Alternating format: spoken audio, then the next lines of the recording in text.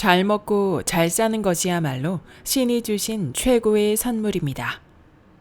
안녕하세요. 따뜻한 책 한 잔입니다. 오늘 여러분에게 읽어드릴 책은 당신의 하루가 가벼웠으면 좋겠습니다. 지은이 이미깡, 발행 다산북스, 발행일 2023년 8월 24일입니다.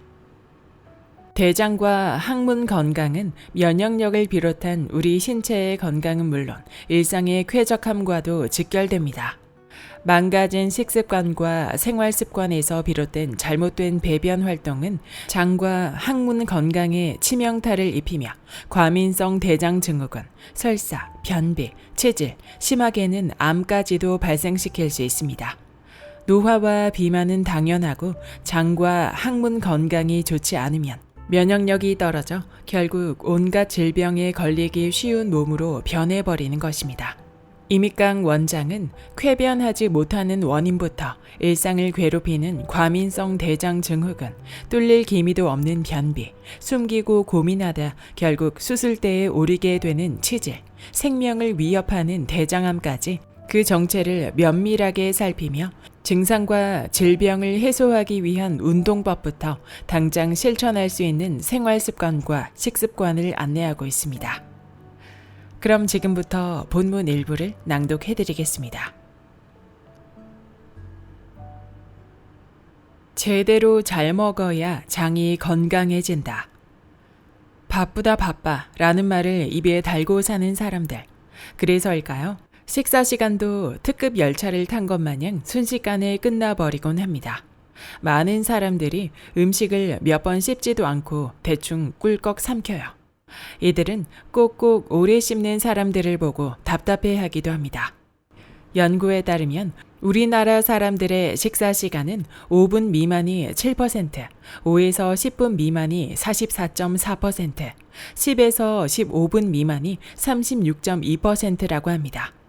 10명 중 9명이 15분을 넘지 않는 셈입니다. 상당히 짧은 시간이죠. 그런데 이런 식습관을 그대로 유지해도 건강에 괜찮을까요? 식사가 15분 만에 끝난다는 것은 입안에 많은 양의 음식을 넣는 동시에 씹는 횟수가 적다는 뜻이기도 합니다. 이렇게 대충 씹은 상태의 음식물이 한꺼번에 위로 내려가면 어떻게 될까요? 음식물이 위에 머무르는 시간이 길어지면서 위 점막이 위산에 오랫동안 노출됩니다. 그러면 소화 기능이 떨어져 소화 불량을 일으키기 쉬워요. 흔히들 더부룩한 느낌이 들 때마다 소화제를 먹으며 그냥 넘기곤 하는데 사실 소화 불량은 이렇게 가벼이 여길 일이 아닙니다. 각종 질병의 원인이 되기 때문이에요. 위를 괴롭히다 내려온 소화가 덜 된 음식물은 소장과 대장의 긴 터널을 지나면서 부패합니다. 각종 영양소의 변성으로 유해물질이 증가하고 독소가 만들어지며 장에 노폐물이 축적되어 변비가 생기죠. 또 탁해진 혈액이 몸 안을 돌아다니며 염증을 일으킵니다. 혈액순환에 문제가 생기면서 신진대사도 저하되고 이는 당뇨나 고지혈증, 뇌질환, 심혈관 질환 등 무서운 질병으로 이어질 수 있습니다. 게다가 건강을 유지하는 데에는 무엇을 먹느냐도 중요하지만 어떻게 먹느냐도 중요합니다. 잘게 부숴서 먹는지 혹은 대충 삼키는지가 건강, 특히 장 건강에 더 큰 영향을 미친다는 사실을 반드시 인지해야 합니다. 식후에 마시는 물이 소화를 돕는다. 수분 섭취는 매우 중요해서 아무리 강조해도 모자랍니다. 우리 몸의 60에서 70%를 차지하는 물은 생명을 유지하는 필수 조건이죠. 근육의 약 75%, 심장의 약 85%, 뇌의 약 75%가 수분으로 이루어져 있으며 세포에서 일어나는 화학 반응 역시 수분이 있어야 정상적으로 돌아갑니다. 물을 충분히 섭취했을 때 얻을 수 있는 가장 큰 장점 중 하나는 변비 탈출이 가능하다는 점입니다. 단단해진 변에 수분이 포함되면 부드럽게 변해 더 쉽게 배출되죠. 또 온몸에 수분이 가득하면 혈액순환이 원활해지며 푸석한 피부도 개선됩니다. 화장실도 더 자주 가게 되면서 몸속의 독소와 노폐물도 더 많은 양이 쉽게 제거되고 신진대사가 원활해지며 피로 회복도 빨라져요. 물 마시기의 이점이 이토록 많은 까닭에 물을 자주 마시라 권유하긴 하지만 반대로 물을 마시는 것이 건강에 좋지 않다고 여겨질 때도 있습니다. 밥과 함께 물을 마시거나 밥 먹은 직후에 바로 물을 마실 때요. 식사 도중이나 직후 곧바로 물을 많이 마시면 소화 효소가 희석되어 소화 기능이 떨어진다는 주장이죠. 하지만 이는 잘못된 오해입니다. 이 주장을 뒷받침하는 과학적 근거는 없어요. 오히려 식사 후 따뜻한 물을 마시면 소화 효소가 음식물에 더욱 잘 달라붙어 소화가 더 잘 될 수 있어요. 지금부터는 그 원리에 대해 자세히 설명해 보겠습니다. 음식물과 함께 공기가 입으로 들어가면 음식물 사이사이 빈 공간에 공기가 채워집니다. 그런데 이 상황에서는 소화 효소가 음식물 사이 공간을 파고들기 힘들어요. 이때 물을 한 컵 마시면 음식물 사이 공기로 채워져 있던 빈 공간에 물이 채워지면서 소화 효소가 그 사이 공간에 물과 함께 스며들 수 있습니다. 그 덕에 탄수화물을 분해하는 효소, 단백질과 지방을 분해하는 효소가 각자의 역할을 보다 충실히 해내 소화 작업이 착착 이루어지죠. 만약 물을 마시지 않아 음식물 사이에 공기가 가득한 채로 장에 내려가면 어떻게 될까요? 음식물 주변이 공기로 채워져 있기 때문에 소화 효소가 접촉하지 못하고 그렇기에 소화되지 않은 상태 그대로 부글거리며 대장으로 넘어갑니다. 앞서 설명한 대로 미처 소화되지 못한 음식물은 장에 오랜 시간 머물며 부패하기 시작하고 독소와 노폐물로 인해 우리 신체를 공격하는 활동을 시작합니다. 우리가 알고 있는 바른 식사법 중에는 오류가 포함된 경우도 있습니다. 식후에 섭취하는 물도 이러한 오해에 해당돼요. 식사 후에 물을 마셔도 소화에는 문제가 없고 물을 마셨을 때 소화가 더 잘 된다면 얼마든지 마셔도 좋습니다. 그렇다면 하루에 얼마나 많은 양의 물을 마셔야 할까요? 사람은 호흡, 소변, 땀으로 매일 2리터의 수분을 배출합니다. 따라서 하루 종일 틈틈이 최소 물 1.5리터를 마셔 체내 수분이 꾸준히 몸 안에서 순환하도록 만드는 것이 좋습니다. 특히 아침에 일어나 공복에 물을 한 잔 마시는 것을 추천합니다. 공복 상태에서 물을 마시면 위장을 자극해 소화 활동을 촉진하고 노폐물 배설에도 도움을 줍니다. 장을 아프게 하는 음식을 먹고 있나요? 비우는 것만큼 채우는 것도 중요합니다. 무엇을 먹느냐에 따라 장이 건강해질 수도 병들 수도 있어요. 소화가 잘 되는 착한 음식을 먹는 것은 장 입장에서도 아주 고마운 일입니다. 처리와 작업을 하며 쉴 새 없이 일하지 않아도 소화와 흡수가 수월하게 이루어지니까요. 반면 자극적인 음식, 기름진 음식, 독소를 품은 음식 등을 섭취하면 장이 아픕니다. 배설할 때에도 곤욕을 치르죠. 혹시 지금 장을 괴롭히는 음식을 먹고 있지는 않나요? 그렇다면 당장 식습관을 바꿔야 합니다. 장이 좋아지는 음식을 먹어야 건강한 장을 만들고 더 나아가 건강한 라이프 스타일을 지켜나갈 수 있습니다. 지금 바로 밥상을 점검해 봅시다. 고기와 밀가루가 포함된 음식이나 기름진 음식, 매운 음식, 패스트푸드와 같은 메뉴가 식탁을 가득 채우고 있지는 않나요? 언젠가부터 식생활의 변화로 서구화된 음식이 식단을 구성하고 있는 경우가 많아요. 문제는 이러한 음식이 장 건강에 치명적이라는 사실입니다. 가장 조심해야 할 음식은 기름진 육류와 튀김류입니다. 외식의 대표 주자이기도 한 육류는 장에서 정체하는 시간이 길어 독성 물질을 만들어낼 위험이 높습니다. 또 육류는 대체로 많은 양의 지방을 포함하고 있어 몸속에서 이를 소화시키기 위해 소화 요소인 담즙을 다량 생산해내는 것도 문제예요. 이처럼 대량 생산된 담즙은 대장으로 넘어와 대장 점막 세포에 반복적인 자극과 손상을 입혀 세포의 분열을 촉진하고 이로 인해 암을 유발할 수 있기 때문입니다. 빵, 햄버거, 피자 등 밀가루 음식도 피해야 할 식품입니다. 밀가루에는 소화를 방해하는 성분인 글루텐이 함유되어 있어 속을 더부룩하게 하고 소화 불량을 일으킬 수 있습니다. 장 운동을 방해하는 음식도 있습니다. 바로 자극적인 음식과 매운 음식, 독소를 만들어내는 음식입니다. 이런 음식이 몸 안으로 들어가면 장 점막이 자극을 받을 뿐 아니라 장 운동에 영향을 주어서 장액이 과다 분비됩니다. 그러면 속이 더부룩해지며 소화 흡수가 되지 않은 채 그대로 항문으로 내려가 설사를 하게 돼요. 또 우유를 가공해 만든 치즈나 고기를 가공한 햄, 밀가루로 빚어낸 과자, 지방과 당을 섞어 만든 아이스크림과 같은 음식도 장을 혹사시키는 음식이에요. 각종 첨가물을 넣어 열로 가공 처리해 소화가 힘든 음식을 섭취하면 소화 불량이 생기고 신진대사에도 문제가 발생해요. 음식물이 부패해 독소가 만들어지기도 합니다. 장내 환경을 악화시키는 음식을 최대한 멀리해야 합니다. 물론 해롭다는 것은 알고 있음에도 가끔은 참을 수 없을 만큼 달콤하거나 매콤한 음식의 유혹에 빠져들 때도 있죠. 그래도 괜찮습니다.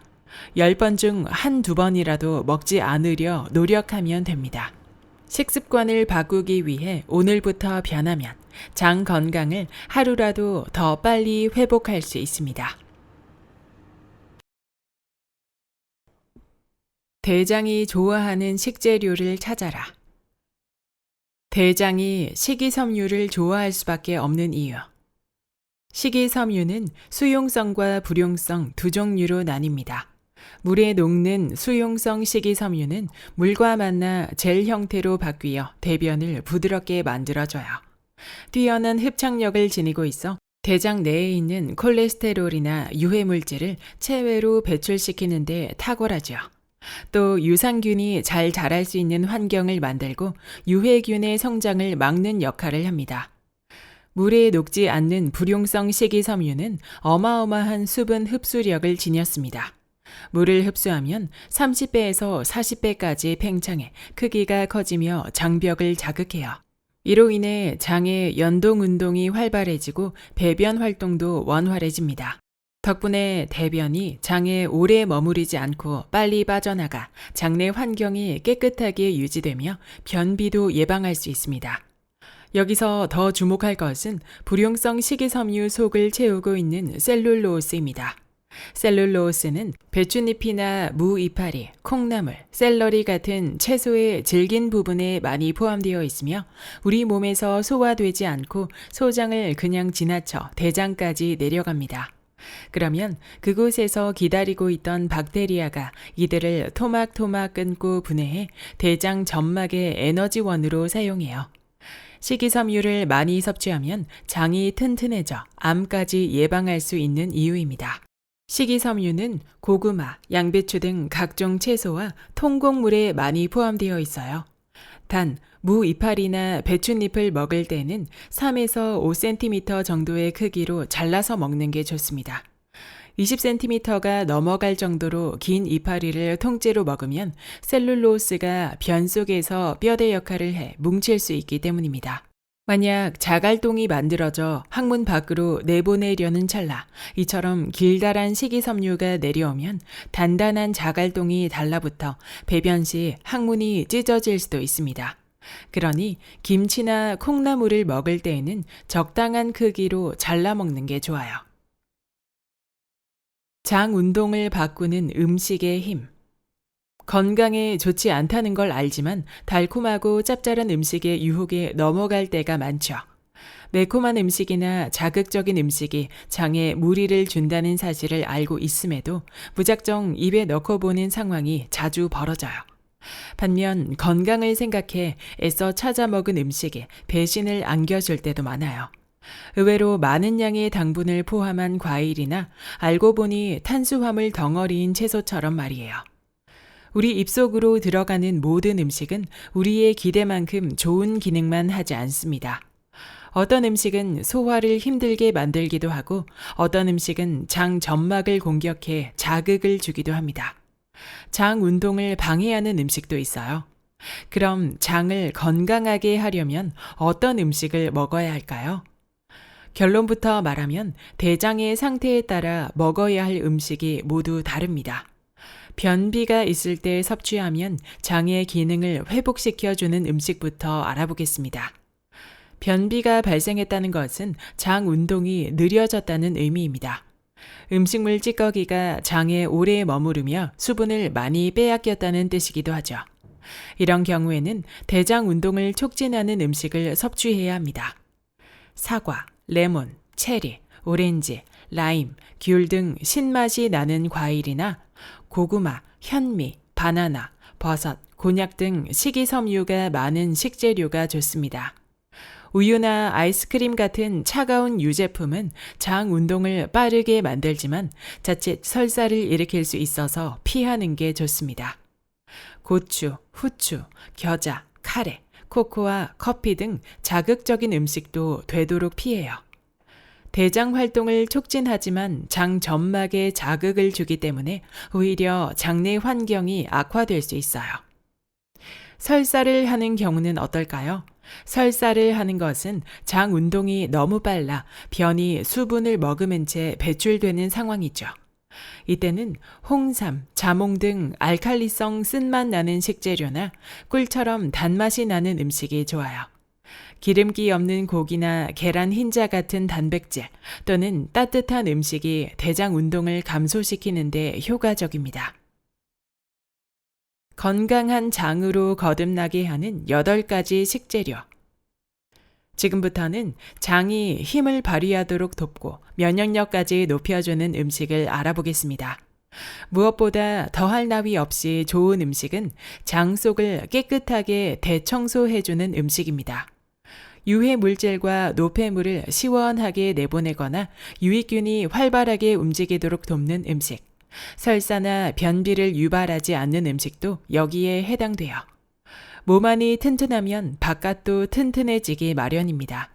현명한 식재료를 선택해 건강한 장으로 한 발자국씩 나아가 봅시다. 건강한 장으로 거듭나게 만드는 식재료 8가지를 소개합니다. 평소 식단에 지금 소개하는 식재료를 포함해 보다 건강한 장을 만들 수 있도록 합시다. 현미. 왕겨만 벗겨낸 상태로 도정을 하지 않아 식이섬유가 매우 풍부한 곡물입니다. 식이섬유 함유량이 무려 백미의 6배에 달하죠. 단 소화가 잘 되지 않으면 변비를 일으킬 수 있으므로 반드시 꼭꼭 씹어 먹어야 합니다. 키위. 수용성 식이섬유와 불용성 식이섬유 모두 풍부하게 함유하고 있어 변비 해소에 효과적입니다. 또 유익균은 늘리고 유해균을 줄여주는 큐틴이 많아 장내 환경을 개선하는 데 도움을 줍니다. 바나나. 장 운동을 활발하게 해주는 식이섬유와 변을 부드럽게 만드는 마그네슘이 풍부합니다. 이외에 칼륨, 비타민 B, 엽산 등의 성분도 가득합니다. 사과. 식이섬유인 펙틴이 풍부해 장내 묵은 변을 제거하는 데 효과적입니다. 해독 작용도 뛰어나 장 속의 유해물질을 체외로 빠르게 배출합니다.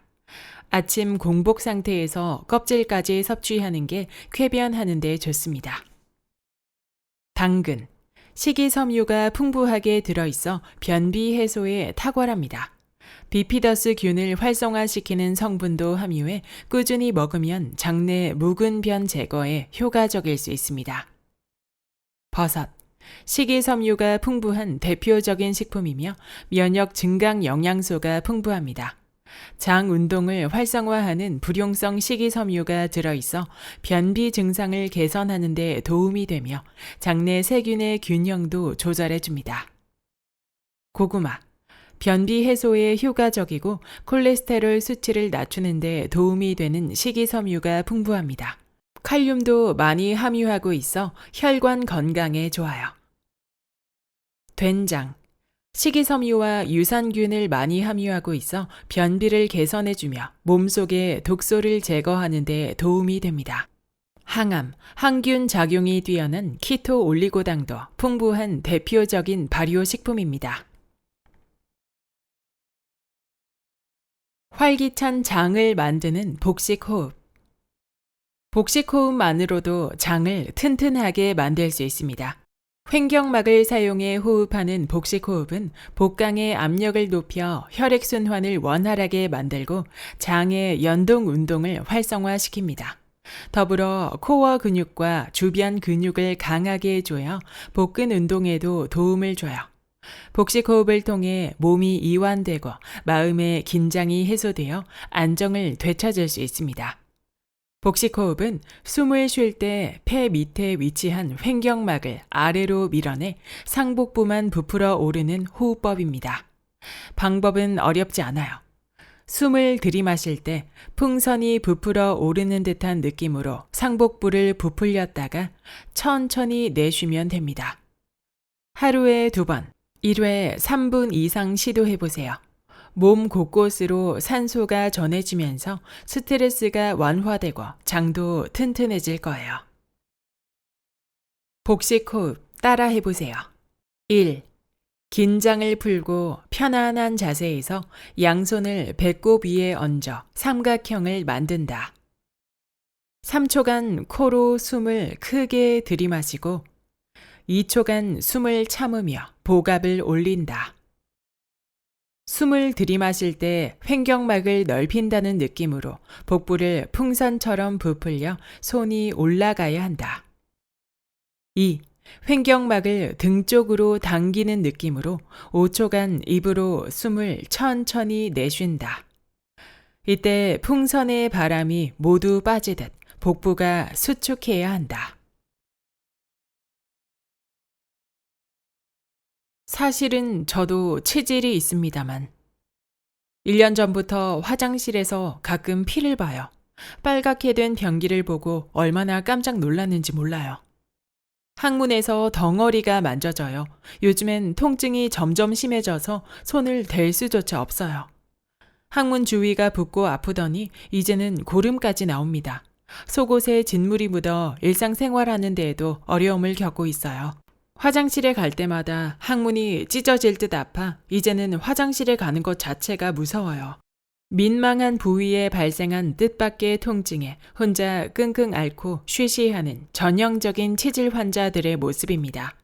사실 체질은 대한민국 국민 4명 중에 1명꼴로 앓는 사람이 많고 이번 환자들의 원인 1순위가 체질일 정도로 국민병에 가깝지만 그럼에도 여전히 숨기고 싶은 질병이죠.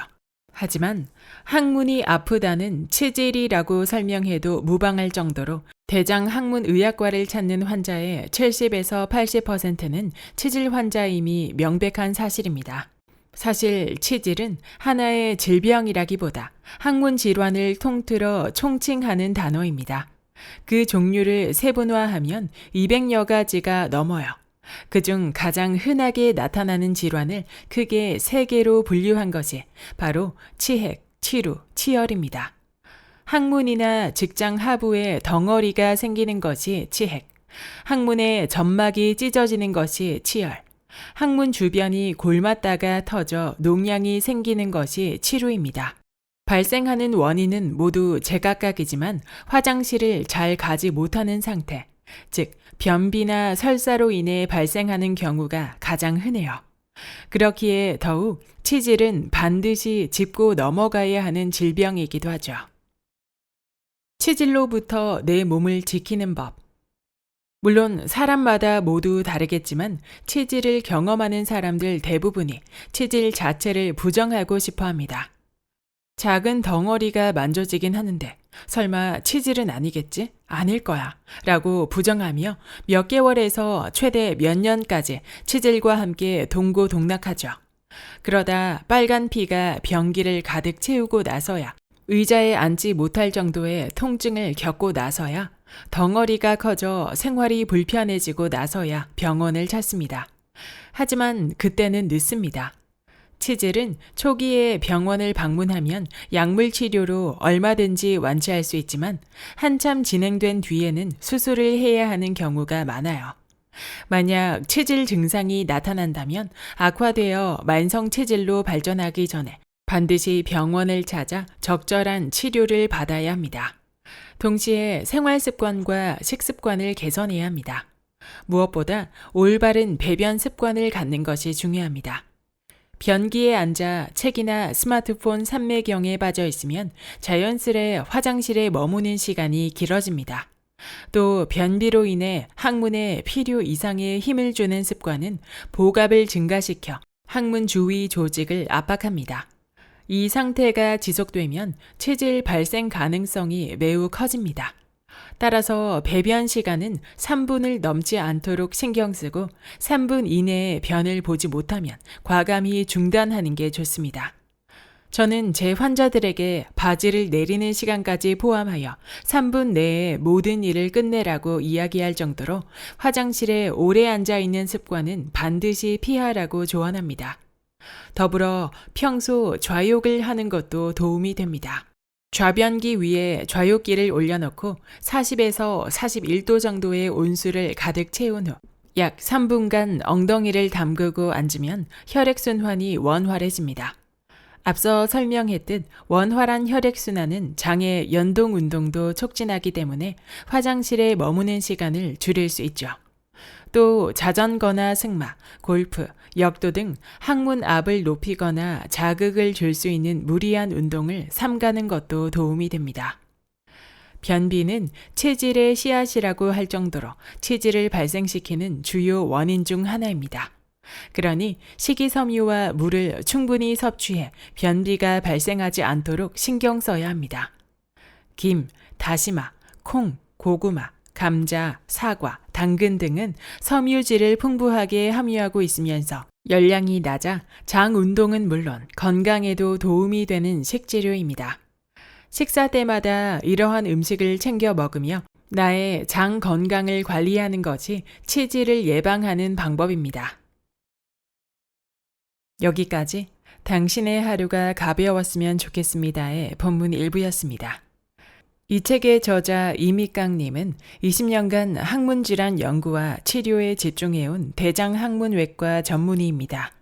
저자는 유퀴즈 온 더 블럭을 포함해 다수의 방송에 출연하며 유쾌하고 친절한 설명으로 대장 항문 건강을 책임지는 똥꼬 의사라는 별명을 가지고 있기도 합니다. 저자는 잘 먹고 잘 사는 것이 건강의 기본이라고 강조하는데요.